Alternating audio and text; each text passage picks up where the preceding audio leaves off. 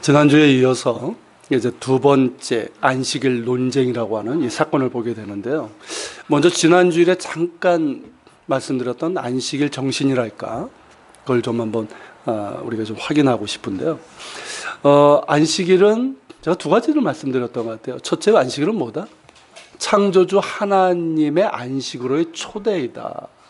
기억나십니까? 하나님이 천지를 6일 동안 창조하시고 제7일에 쉬셨는데 피조물인 우리에게 창조주께서 안식하신 그 안식으로 초대하신 것이 바로 안식일이에요. 그렇기 때문에 우리에게 이제 그게 주일이 된 거죠. 그러니까 이 안식일 주일은 그냥 쉬는 날이 아니라, 빨간 공휴일이 아니라 창조주 하나님의 안식에 우리가 참여하는 성격을 갖고 있는 거예요. 그렇기 때문에 이 안식일, 우리에겐 주일인데 이게 중심이 뭡니까? 예배가 되는 거예요. 그래서 유대인들은 안식일의 시작과 금요일날 해질 때부터 시작이 되는데 그 시작과 끝이 예배에서 시작돼서 예배로 끝나요. 초대교회도 그랬고 또 한국교회도 지금은 좀 사라졌지만 예전에 저녁 예배가 있었잖아요. 그렇죠? 그래가지고 이른 아침부터 예배드리고 저녁까지 예배드리고 그런 전통이 있었던 거예요. 그렇게 일상의 노동을 쉬면서 그렇게 창조자 하나님을 예배하고, 예배하는 가운데 뭡니까? 하나님께 주신 은혜가 있잖아요. 평화가 있잖아요. 그걸 누리는 게 진짜 안식 아닙니까? 물론 몸도 쉬어야 되지만. 그러니까 몸은 쉬라는 거죠. 일상의 노동을 중지하고 쉬라는 거죠. 그러면서 하나님께서 내 삶을 붙들어 주심에 감사하고, 쉬어야지만, 중지해야지만 감사할 수 있어요. 그렇게 감사하면서 내 삶의 주인이신 하나님을 기억하라는 거예요. 그러면서 내 삶의 모든 것들, 염려, 걱정거리들을 다 주님께 맡기는 거죠. 거기에 안식이 있는 거예요. 그렇게 사는 거죠. 이게 안식일 정신이라고 할 수 있는 건데, 자, 그런 삶 가운데서 뭐가 가능해지는 걸까요? 저항이라는 게 가능한 거예요. 제가 안식일은 저항이다라고 말씀을 드렸어요. 그건 제 말이 아니라 어느 신학사가 한 말인데, 안식일은 저항이에요. 왜냐하면, 자, 그렇게 일주일에 하루를 쉰다라는 것은 어떻습니까? 뭘 의미하는 거예요? 이 노동지상주의에 대한 저항이란 말이죠. 모두가 일중독이잖아요. 노동을 지상주의로 여기고 쉬질 못해요. 왜 그럴까요? 돈이라는 목적이 있잖아요. 더 많은 돈을 벌기 위해서. 그렇기 때문에 일주일에 하루를 쉬는 이 안식일, 이 주일은 이 일중독 혹은 노동주의에 대한 저항이고, 그리고 이 만몬주의라고 할 수 있는 이 배금주의에 대한 저항인 거예요. 그러니까 내가 내 삶의 주인 되고 노동이 주인 되고 돈이 주인 되는 모든 것들에 대한 저항, 이게 안식일이에요. 이게 주일이에요. 그러니까 우리 그리스도인들은 이런 안식일 정신을 기억하면서 주일을 지켜야 되는 거예요.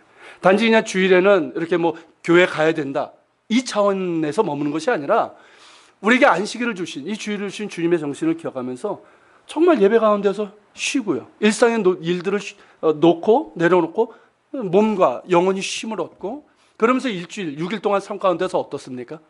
이 저항하는 마음, 오직 하나님만이 주인이라는 이 의식을 가지고 그렇게 살아가야 되는 거죠. 거기에 축복이 있어요. 하나님께서 안식일을 거룩히 구별하시고 축복하셨다고 그랬어요. 복을 명하셨다고 그랬어요. 여러분, 안식일엔 주일에는 그런 축복이 있어요. 그래서 누리는 여러분 되시기를 축원합니다. 자, 오늘 본문으로 가서 보면요, 6절에 보면, 자, 이 사건은 어떻게 해서 벌어지게 됩니까? 또 다른 안식일에, 그러니까 우리 지난주에 보았던 그 안식일과는 다른 날이죠. 다른 안식일에 일어난 사건인데, 이때 예수님께서 회당에 들어가셨어요. 이게 사건의 발단이에요. 근데 회당에 들어가셔서 가르치셨는데 거기에 누가 있었다? 오른손 마른 사람이 있었다는 거예요. 정확하게는 오른손이 이렇게 마른 채로 오그라진 사람을 얘기하는 거예요. 뭐 여러분들이 그런 장애를 갖고 있는 분 보신 적이 있는지 모르겠지만 저는 본 적이 있어서 잘 압니다. 손이 이렇게 바짝 마르면서 이렇게 오그라져요. 이렇게 제대로 피질 못해요. 그래서 늘 이렇게 하거나 그런단 말이죠. 그런 장애가 있는 거예요. 그러니까 겉으로 드러나는 신체적인 장애죠. 그리고 이제 일을 해야 되는 오른손이잖아요. 그 손이 장애라는 거는 이에게 특별한 어떤 사정이 있다는 것이고 매우 고통스러운 삶을 살았다는 것을 우리는 어렵지 않게 짐작을 할 수 있어요. 신약 외경에 의하면, 정경에 들어가지 않은 그런 책이 있습니다. 외경에 의하면 이 사람이 석수였다고 그래요. 이게 돌을 다듬는 일을 했던 사람이에요.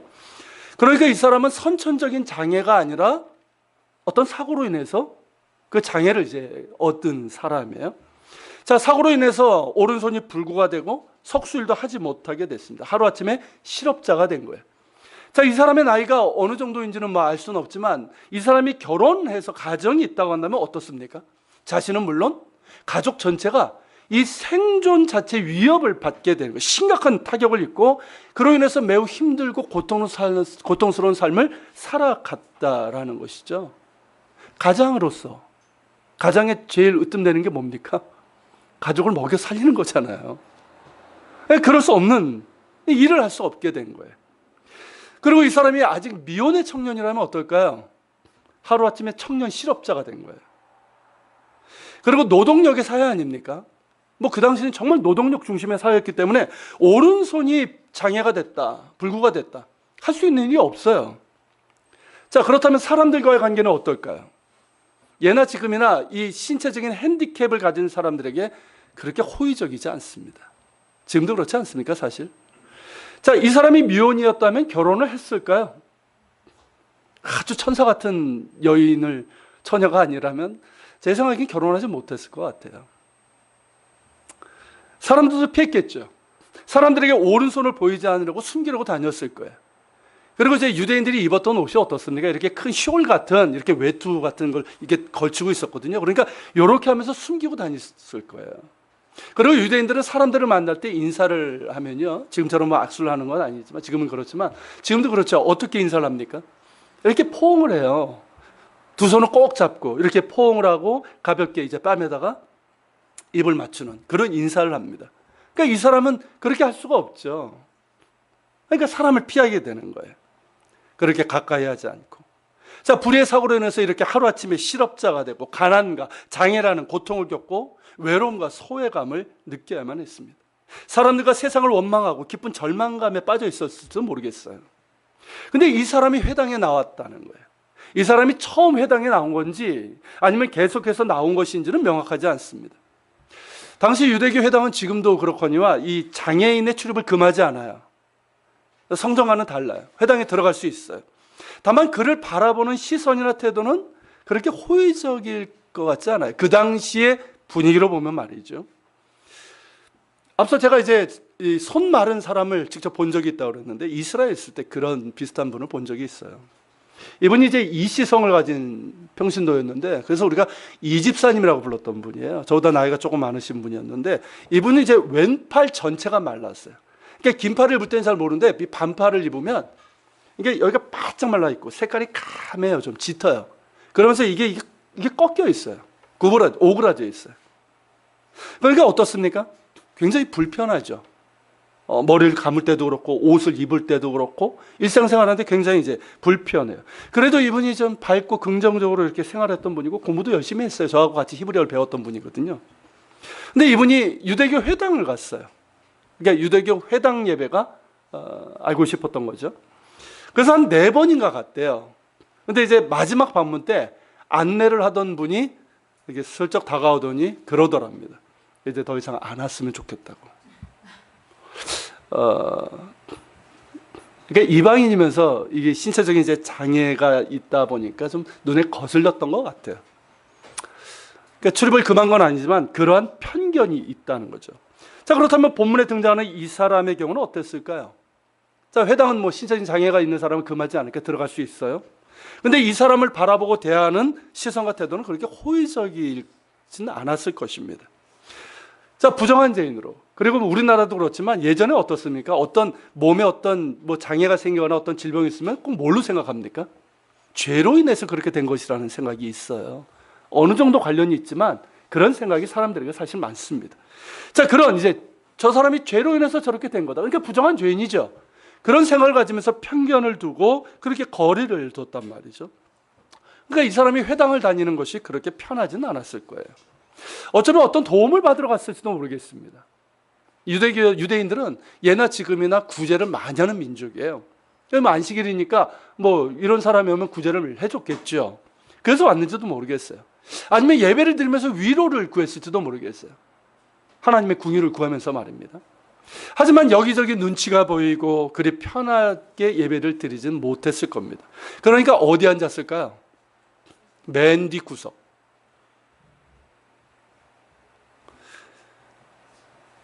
자, 그날도 그렇게 회당에 나와서 구석에 앉아서 예배를 드리는데 예수님께서 회당에 오셔서 말씀을 가르치시는 것이었어요.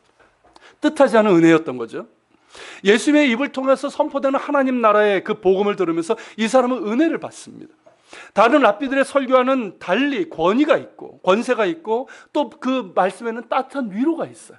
소망이 있고 또 가슴을 뜨겁게 하는 은혜가 있는 거예요. 말씀을 듣는데 자꾸만 눈물이 납니다. 예수님의 말씀이 그의 안에 들어온 거죠. 말씀이 그의 심령을 어루만지고 있는 거예요. 예수님의 눈에는 그 사람이 있었어요. 예수님께서는 회당에 들어오실 때부터 그 사람을 보셨을 거예요. 그렇지 않습니까? 사랑하면 보이잖아요. 그런 작은 자들을 사랑하시는 예수님의 눈에는 바로 그 사람이 보였을 거예요. 예수님의 눈에는 그 어떤 편견도 거리감도 없었습니다. 자신을 긍휼히 여기시는 따뜻한 눈길만 있는 거예요. 그걸 느끼는 거죠. 그렇게 예수님께서는 이미 이 오른손 마른 사람을 만나셨고 또 말씀으로 치유하고 계셨던 거예요. 그런데 거기에 또 누가 있었다? 서기관과 바리새인들이 있었다는 거예요. 근데 이들은 왜 여기 있었을까요? 이들이 단순히 그 회당을 다니는 사람 같지는 않아요. 자, 이 사람들은 왜 있었습니까? 예수님을 고발할 증거를 찾으려고 예수님이 안식일에 병을 고치는가 엿보고 있었던 사람들이에요. 이미 앞서 이 안식일 문제로 예수님을 비난하며 공격했던 사람들 아닙니까? 이번엔 아예 작정을 하고 예수님이 안식일을 범하는지를 줄곧 주시하고 있었다는 거예요.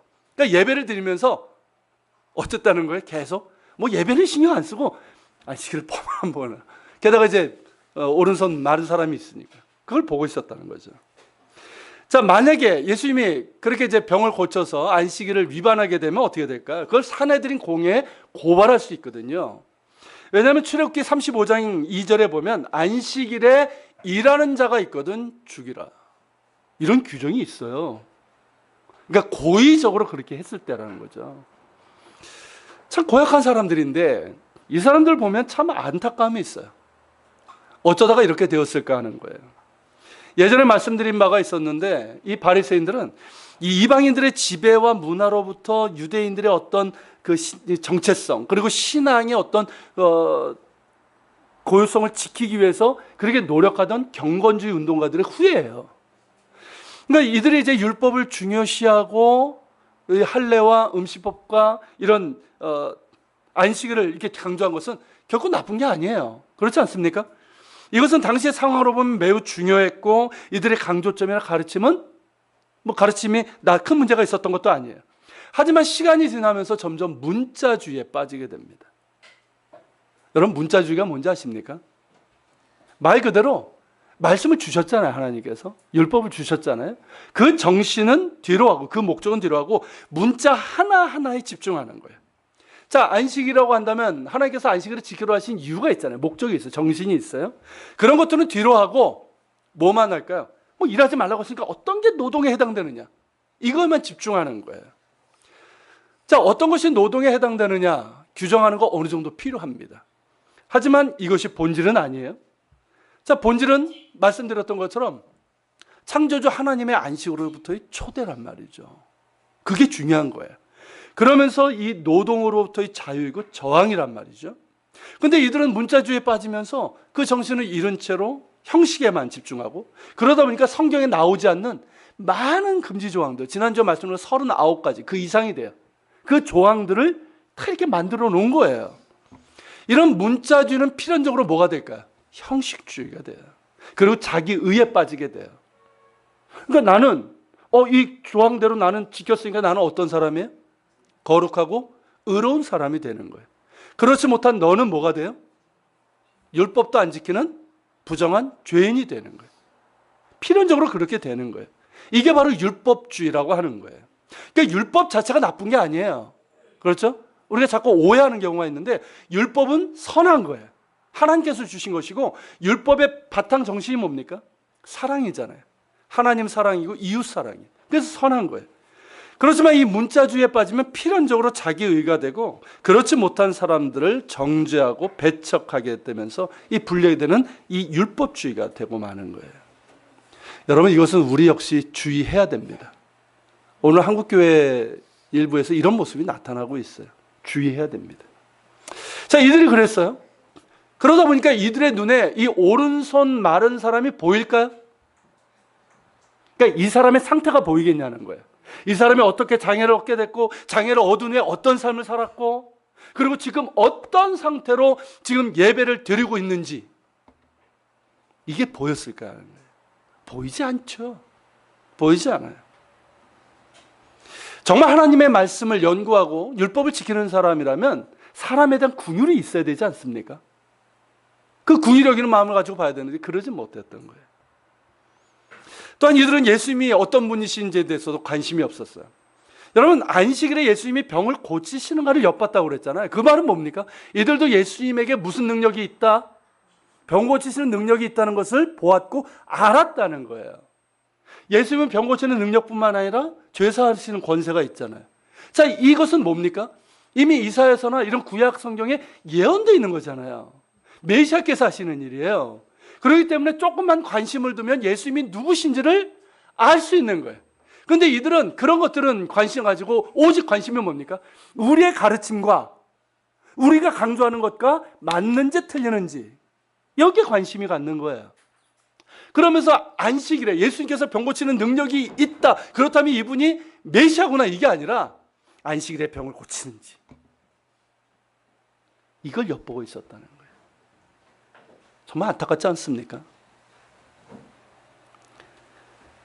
그러니까 예수님이 진짜 모습은 보지 못한 채 그러고 있었던 거예요. 만약에 병을 고칠 경우 안식일을 고발할 수 있는 건수를 잡는 거거든요. 사실 안식일에 병을 고치는 것은 성경에 금지가 돼 있을까요? 안 돼 있을까요? 성경에 금지 목록이 아니에요. 기록되어 있지도 않아요. 그런데 당시 유대교에서는 이 안식일에 병을 고치는 것을 노동으로 보았어요. 딱 두 가지만 예외. 생사를 좌우하는 병자인 경우, 그리고 안식일에 출산하는 경우, 그 경우에는 의료 행위를 할 수 있었고 그 외의 것은 금했어요. 왜냐하면 생사가 걸린 문제는 성세가 걸린 환자라면 그때 이제 치료를 해야 되겠지만 그렇지 않은 사람은 어떻습니까? 하루 미뤄도 되잖아요. 나름대로 논리가 있죠. 아닌가요? 나름대로 논리가 있는 거예요. 다음날 고쳐도 되니까. 바로 이게요, 예수님 앞에 놓여진 덫인 거예요. 자, 만약에 예수님께서 생사가 걸린 병자를 고친 것이라면 문제가 되질 않아요. 근데 이 사람은 어떻습니까? 오른손이 마른 사람이잖아요. 장애가 있는 사람. 이 사람이 이것 때문에 지금 당장 죽는 게 아니잖아요. 내일 고칠 수도 있어요. 그러니까 만약에 예수님께서 이 오른손 마른 사람을 이 안식일에 고친다고 하면 그건 뭐가 됩니까? 빼도 박도 못하는 안식일을 범한 게 되는 거예요. 그걸 보고 있었던 거죠. 자, 그렇다면 예수님께서 어떻게 하실까요? 예수님께서 그들의 생각을 아셨어요. 그러시고는 오른손 마른 사람에게 일어나서 한가운데 서라고 하셨어요. 굉장히 난감하고 당황스러운 말씀 아닙니까? 그렇지 않습니까? 여러분, 그 사람의 입장에서 한번 생각해 보시라고요. 자, 오른손 마른 사람은 지금 사람들을 피해서 지금 성전, 회당 저 구석에서 이렇게 그렇게 예수님의 말씀을 듣고 있던 중이었어요. 괜히 구석에 있는 게 아니란 말이에요. 그런데 예수님께서 일어나서 가운데 서라고 하시는 거예요. 지금으로 한다면 어떻습니까? 예배당 끝 구석에서 사람들을 시선을 피하면서 이렇게 예배 드리고 있는 장애인일 수도 있고 옷차림이 남루한 그런 가난한 사람일 수 있어요. 자, 그 사람에게 갑자기 목사님이 설교하던 중에 저 뒤에 계신 분 앞으로 나오세요 하는 거하고 똑같은 거예요. 자, 이런 경우라면 대부분 어떨까요? 굉장히 당황하면서 거절하거나 끝까지 안 있거나 아니면 밖으로 나가버릴 거예요. 이런 경우가 대부분이에요. 근데 이 사람은 어떻습니까? 예수님의 말씀에 따라 앞으로 나와요. 그러니까 유대교 회당은 이렇게 둘러져 있어요. 이렇게 사람들이 가운데 쓴 거예요. 자, 여러분, 뭘 보여줍니까? 이 모습이 이미 이 사람 가운데 예수님의 치유의 손길이 임한 거예요. 앞서 말씀드린 것처럼 예수님의 그 눈길 속에서, 예수님의 그 말씀 속에서 자신을 있는 모습 그대로 받아주시고 어루만져 주신 주님의 손길을, 그 터치를 맛본 거예요. 그러니까 몰라요. 왜 나오라고 하시는지 몰라요. 그렇지만 이분이 결코 나를 망신을 주거나 나를 곤란하게 만들 그런 것은 행하지 않을 것이라는 그런 믿음이 있는 거죠. 그렇게 해서 나온 거예요. 자, 그렇게 사람들에게 둘러싸인 채로 있습니다. 지금까지 사람들을 피했던 사람이 이제 사람들 한복판에 서 있는 거예요. 자신의 그 신체적인 장애를 그대로 노출한 채로 말입니다. 과연 무엇 때문에 나를 이 자리에 나오게 하셨을까? 그렇게 생각하고 있을 때 예수님께서 이 사람이 아닌 바리새인들에게 질문을 하십니다. 뭐라고 질문하십니까? 9절 말씀이죠. 예수께서 그들에게 이르시되 내가 너희에게 묻노니 안식일에 선을 행하는 것과 악을 행하는 것, 생명을 구하는 것과 죽이는 것, 어느 것이 옳으냐? 이렇게 질문하셨어요. 여기서 물으셨다고 그랬는데요, 헬라어 원문 성경을 보면 질문의 의미보다는 신문에 가까워요. 신문이 뭔지 아시죠? 수사관들이 그 피의자 혹은 검사들이 이렇게 막 어떤 증거를 가지고 법정을 가지고 막 강하게 질문하는 거 있잖아요. 그 신문의 성격이에요. 그러니까 예수님께서 그렇게 물으신 거예요. 너희가 정말 율법을 연구하고 하나님의 말씀을 정말 연구하는 자들이고 지키는 자라면, 자, 안식일에 선을 행하는 것과 악을 행하는 것, 생명을 구하는 것과 죽이는 것 중에서 무엇이 옳으냐? 답해보라는 거예요. 그들이 답을 했을까요? 그래 대답을 했을까요? 누가복음에는 나오지 않는데 뭐 답했다는 거 없는데요. 같은 사건을 기록하고 있는 마가복음 3장에 보면 그들이 잠잠했다고 돼 있어요. 자, 왜 잠잠했을까요? 당황스러웠던 거죠. 그죠? 당황했던 거예요. 뭐라고 대답해야 될까? 난감하고 그러면서 머리를 돌리고 있었던 거예요.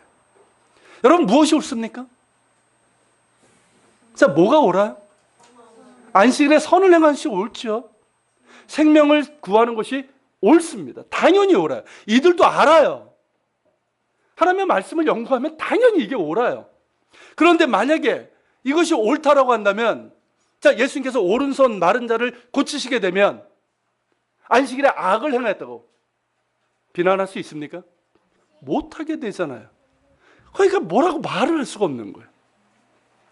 굉장히 난감한 거죠.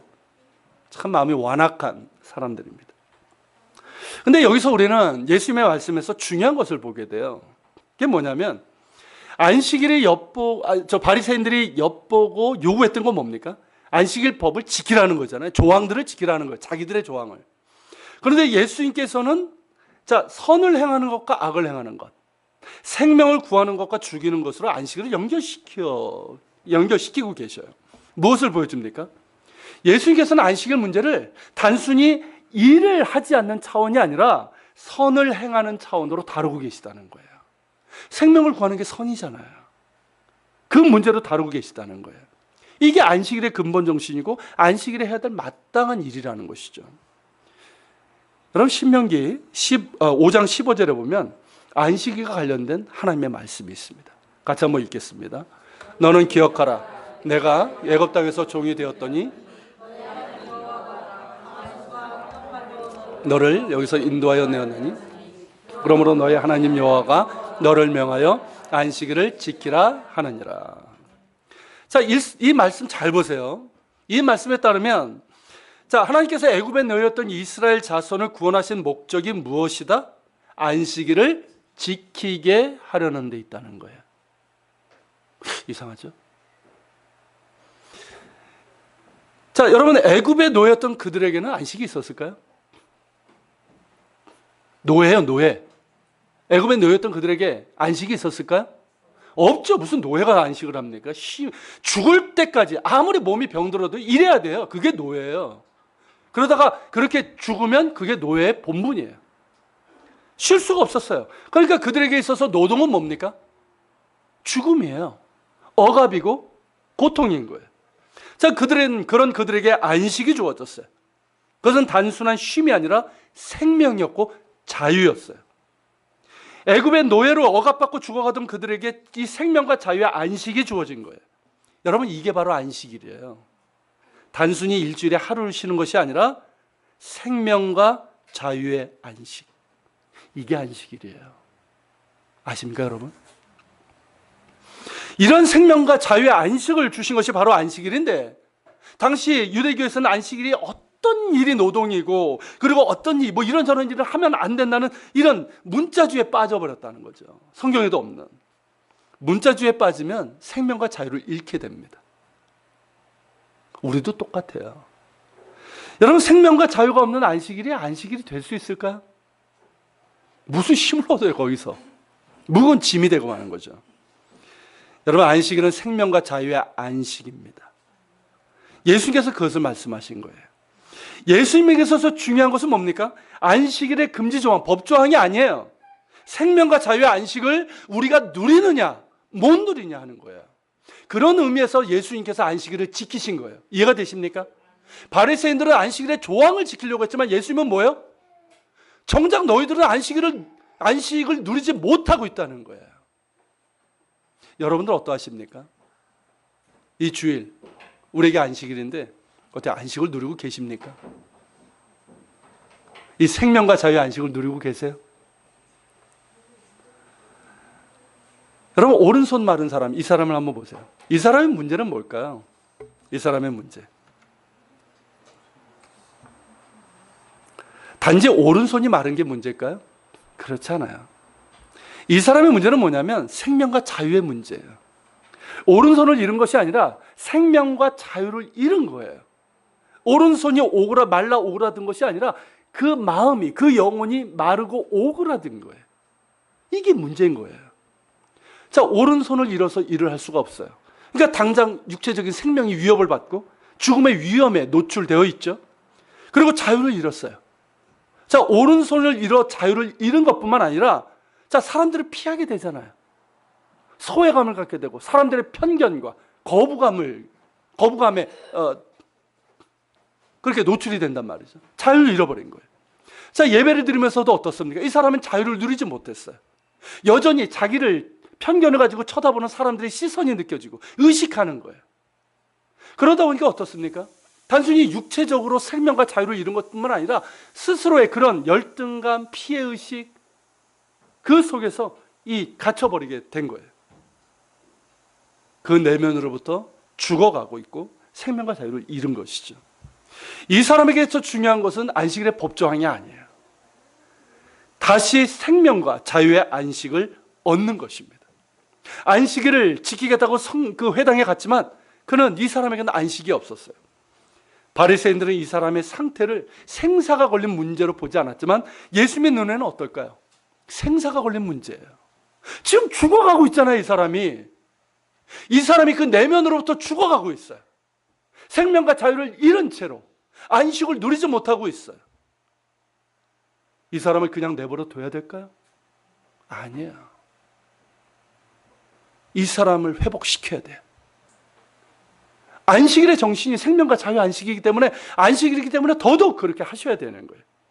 그렇기 때문에 예수님께서는 안식일에 이 오른손 마른 사람을 고쳐주신 거예요. 그런데 여러분, 예수님 이 장면을 보면 정말 재미가 있어요. 예수님께서 이 오른손 마른 사람을 고쳐주신 장면 한번 보세요. 정말 재밌고 지혜로우신데, 자, 10절에 보면 어떻습니까? 뭐라고 나옵니까? 10절에 보면 자, 무리를 둘러보시고 그 사람에게 이르시되 내 손을 내밀라 하시니 그가 그리하매 그 손이 회복된지라, 이렇게 되어 있어요. 자, 어떻게 하셨습니까? 내 손을 내밀라고 하신 거예요.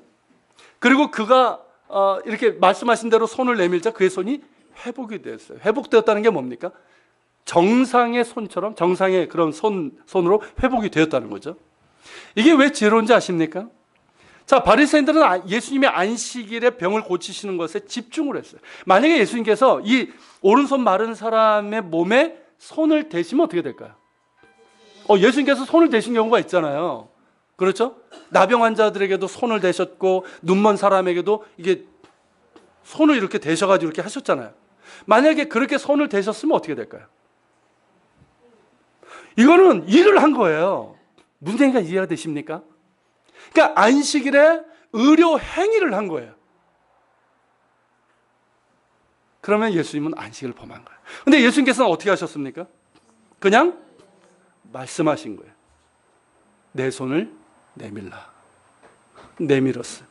그러자 그 손이 회복되었어요.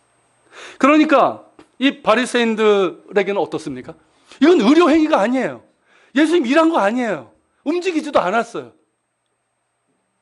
그러니까 어떨까 이들? 속이 뒤집어지죠. 뒤집어지는 거예요. 그러니까 여러분 어떻습니까? 11절에 보면 뭐라고 되어 있어요? 그들이 노기가 가득하여 밖으로 말을 못하고 그냥 속이 터지는 거예요. 이거 어떻게 해야 되지? 재밌지 않습니까? 정말 예수님의 이 지혜가 돋보이는 장면이에요. 자, 이번에는 오른손 마른 사람의 입장에서 한번 보세요. 여러분, 내 손을 내밀라. 즉 말라서 오그라진 이 손을 내뻗으라는 말씀인데 이 말씀이 어떻게 들렸을까요? 여러분, 뭐 당장 그렇게 된 사람은 모르겠지만 오랫동안 이런 신체적인 핸디캡을 갖고 있는 사람에게는 결코 이게 쉬운 일이 아닙니다. 자, 말씀드린 것처럼 유대인들의 복장은 어땠다고 그 당시에? 큰 외투 같은 숄이 있었어요. 이렇게 가리고 있었겠죠. 덮고 있었겠죠. 이걸 보여주고 싶었겠어요? 자, 그런데 그에게 어떻습니까? 내밀란 얘기는 다 보여줘야 되는 거예요. 그리고 오른손 마른 사람은 이렇게 손을 들 수가 없어요. 이게 쉽겠냐는 거예요. 결코 쉬운 일이 아니에요. 그럼에도 이 사람은 그대로 했습니다. 그랬을 때 이 오른손이 정상으로 회복되었다는 거예요. 여러분, 예수님께서 이 사람에게 무엇을 요구하신 걸까요? 뭘 요구하신 거예요? 순종의 믿음이에요. 내가 낫고자 하냐는 거죠. 내가 나를 믿느냐는 거죠. 네가 낫고자 하고 나를 믿는다면 손을 내밀라는 거예요. 여러분, 예수님께서는 우리를 고치실 능력이 있습니다. 그리고 그렇게 고치시길 원하십니다. 근데 우리에게 그 전에 요구하시는 게 있어요. 그게 뭘까요? 순종의 믿음이에요. 일어나 나오라는 거예요. 내게로 나오라는 거예요. 그리고 너의 말라버리고 오그라진 손을 내밀라는 거예요. 너의 말라버리고 그 오그라진 그 마음의 손을 나에게 내밀라는 거예요. 여러분, 이 사람은 단순히 오른손이 마르고 오그라진 게 문제가 아니에요. 말씀드린 것은 그 내면이 문제예요. 그 마음의 내면이 어떻습니까? 말라버리고 오그라지고 병든 상태예요. 죽어가고 있는 상태예요. 그렇기 때문에 그는 그 손을 내밀고 그 마음의 손을 예수님께 내밀어야 되는 거예요. 그리고 순종했을 때 회복이 되었어요. 생명과 자유의 안식을 주님께서 그에게 주신 거예요. 여러분, 우리는 어떻습니까? 아니, 여러분들은 어떻습니까? 여러분, 10절에 보면 예수님께서 무리를 둘러보시고 그 사람을 말씀하셨다고 되어 있어요. 왜 무리를 둘러보셨을까요? 내 손을 내밀라, 그 말을 하기 전에. 이 무리들 역시 어떤 사람들이기 때문에 손이 마르고 오그라든 사람들이에요. 겉으로는 멀쩡하죠? 겉으로는 장애가 없어요. 멀쩡하고 예배드리고 경건해 보여요. 근데 그 속은 어떻다는 거예요? 병든 거예요. 말라버려 있어요. 오그라들어 있어요. 그런 상태에 있다는 거예요. 그렇기 때문에 예수님께서 그 사람에게 내 손을 내밀라 하신 이 말씀은 뭡니까? 무리들 전체에게 하시는 말씀이에요. 너희들도 똑같다는 거죠. 여러분, 손을 내민 자만이 회복이 됩니다.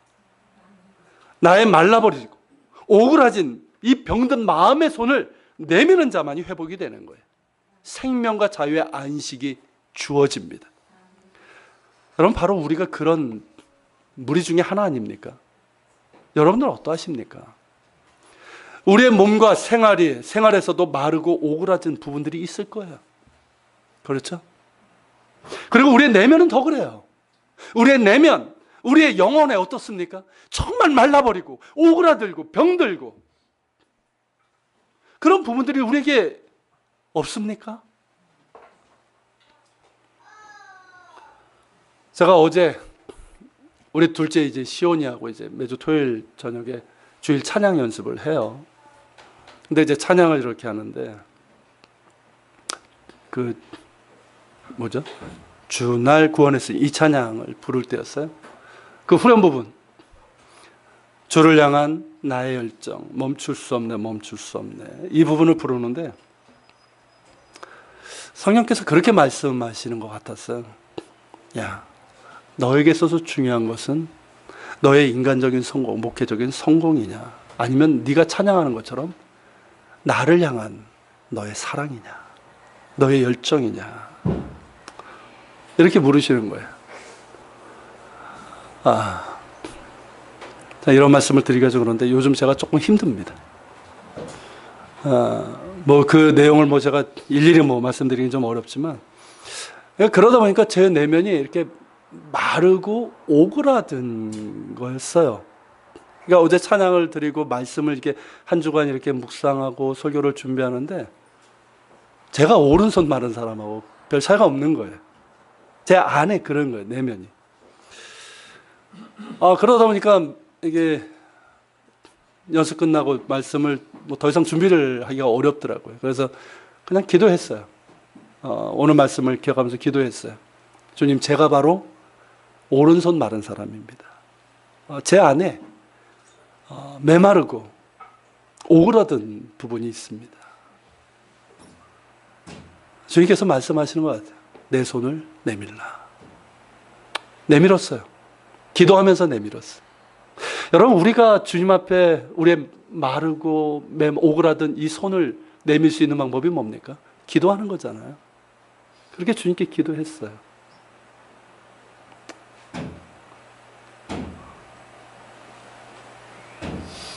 그렇게 기도하는 중에 주님께서 만져주시고 다시 제 입에서 감사가 나오기 시작하고요. 그게 만져주시는 손길 아닙니까? 감사가 나오고 자격이 없는 자를 불러주신, 주의 종으로 불러주신 그 은혜를 기억하게 되고,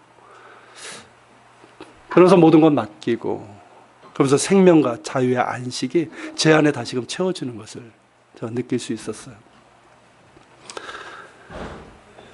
어쩌면 내일 다시 마르고 오그라질지도 몰라요. 뭐 여러분들도 비슷하지 않습니까? 그렇지만 저는 주님께 손을 내밀 거예요. 손을 내미는 자가 회복이 됩니다. 여러분들도 그렇게 할 수 있기를 바랍니다. 여러분, 우리 모두는 손이 마르고 오그라든 사람들이에요. 뭐 육체적으로 그런 부분이 있을 수도 있고 생활도 그렇지만 우리의 내면이에요, 내면. 겉으로 몰라요. 겉보기엔 몰라요. 제가 여러분들 보면 다 멀쩡해요. 다 신실하고요. 근데 여러분 내면을 보면, 주님 앞에서 나를 보면 어떻습니까? 내 안에 말라버리고 오그라든 부분이 있잖아요. 병든 부분이 있어요. 그게 어떤 죄든, 회개하지 않은 어떤 죄든, 내 안에 욕심이든 염려 걱정이든 두려움이든 욕심이든 음란이든 혹은 교만이나 비교 열등의식이든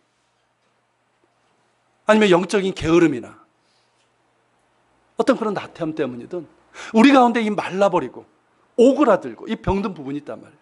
그 오른손이 있어요. 주님께서 우리에게 말씀하시는 거예요. 내 손을 내밀라. 여러분, 예수님께서 이렇게 또 우리에게 말씀하셨어요. 같이 한번 읽습니다. 수고하고 무거운 짐진 자들아 다 내게로 오라. 내가 너희를 쉬게 하리라. 여러분, 예수님은 안식을 잃어버린 우리에게 안식을 주시는 분이에요. 수고하고 무거운 짐진 자들아 다 내게로 오라. 내가 너희를 쉬게 하리라. 생명과 자유의 안식을 잃어버린 우리에게 참된 안식을 주시는 분이 바로 예수님이십니다. 예수님 안에 안식이 있습니다. 예수님의 안식이 있어요. 참된 안식이 있어요. 여러분, 예수님께 손을 내미는 여러분 되시길 바랍니다. 내 손을 내밀라. 내게로 나아오라. 내 손을 내밀라. 그 말씀을 듣고 순종하는 자, 그에게 생명과 자유의 회복이, 그 안식이 임하는 줄로 믿습니다. 우리 같이 일어서서 찬양 드리고요, 기도하는 시간을 갖도록 하겠습니다.